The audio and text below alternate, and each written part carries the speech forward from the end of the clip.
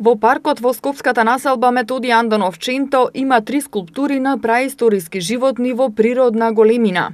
Тие се изработени од отпадно железо, а се дело на академскиот скулптор Андреј Миневски. На уметникот му требале неколку месеци за да креира ваква скулптура. Андреј во интервјуто за Прва Скопска открива дека работи на скулптура диносаурус долг 10 метри и висок 7 метри, а во план има да направи метален парк во кој ќе бидат сместени повеќе скулптури од отпадно железо. Праисториски животни се изложени овдека во паркот Методи Андонов Ченто во населбата Ченто. Главниот виновник за оваа изложба и за поставувањето на истата е Андреј Миневски, со кого разговараме денеска овдека пред овие праисториски животни. Ке ни кажете што представува оваа изложба и која е целта за да се направат вакви животни од железо? Целта е да се тргне вниманието од центарот на Скопје, малце и на другите населени места. Тие се изработени од отпадно железо, исто така рециклирано.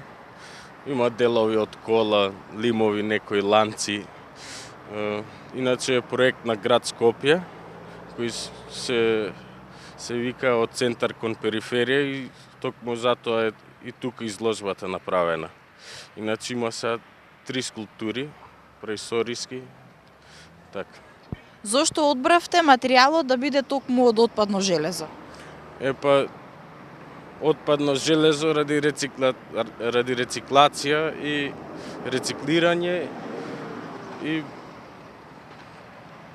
малце може потешко и повозбудливо за работа. И сега е тренд металот. Сегде ни свет прават такви скулптури, па може за тоа. А колку време ви беше потребно да ги изработите овие фигури? За една фигура потребни се 2 до 4 месеци, во зависност од материјалот што располагате со него. За секој дел од скулптурата си бара посебен дел, за да се уклопи и да добие и форма и да изгледа на нешто кое ќе биде готово. Значи, 2 до 4 месеци се планираме поголема скулптура. За таа ќе бидат потребни сигурно 6-7 месеци, ако не и повеќе. Исто диносаурус и ќе треба многу материјал.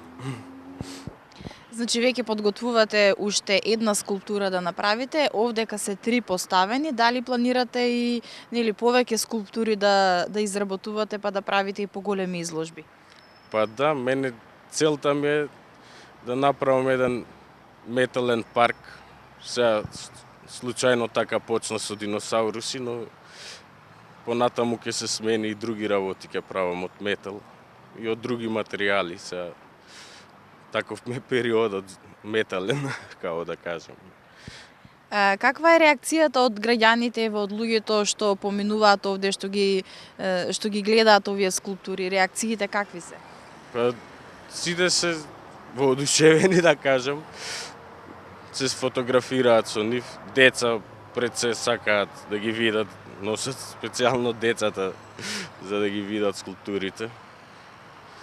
И баш вчера ми се деси нешто невообичаено, ми се јави еден родител, ми кажа ние сме кај скулптурите, дали ќе можеш да дојдеш, керка ми сака да те види.